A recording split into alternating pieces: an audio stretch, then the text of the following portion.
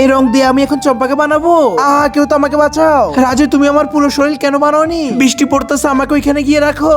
আর একটু জন্য তো আমি গলে যেতাম। চম্পাকে বাঁচাতে হবে, তাই আমি কলা পাতা নিয়ে যাব। এই দেখো চম্পা, এখন আর তোমার গায়ের মধ্যে বৃষ্টি পড়বে না। দেখো চম্পা, আমি তোমাকে বাসায় নিয়ে এসেছি।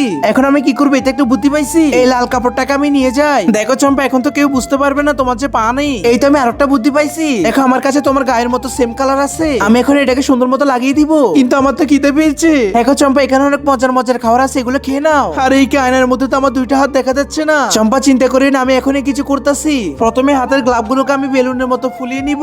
এরপরে হাতের এই দুইটা গ্লাভকে আমি তোমার হাতের মধ্যে লাগিয়ে দিব। আজকে যারা আল্লাহর এই সুন্দর ছবিটি দেখে ভিডিওর মধ্যে একটি লাইক করে চ্যানেলটিকে সাবস্ক্রাইব করে দিবে। আল্লাহ যেন তার প্রাণ প্রিয় মা বাবাকে জীবনে একবার হলেও কাবা ঘরে গিয়ে হজ করার তৌফিক দান করে। সবাই কমেন্টের মধ্যে আমিন লিখে যাবেন। এই কি, কোথায় মনে কিছু জ্বলা যাচ্ছে? না চম্পা, এখন কি করবো আমি? এটা কি হচ্ছে? এই পানির কারণে তো চম্পা গলে যাবে। আরে চম্পা তো গলে গেলে এখন আমি কি করব? আরে দাগগুলো আমাকে বাইরে কেন যেতে বলতাছে? বাইরে গিয়ে দেখি তো, ওয়াও, এখানে তো চম্পার মতো অনেক সুন্দর একটি মেয়ে আছে। আমার মনে হয় চম্পা মানুষের রূপে এসেছে। হ্যাঁ, এখন কি হবে?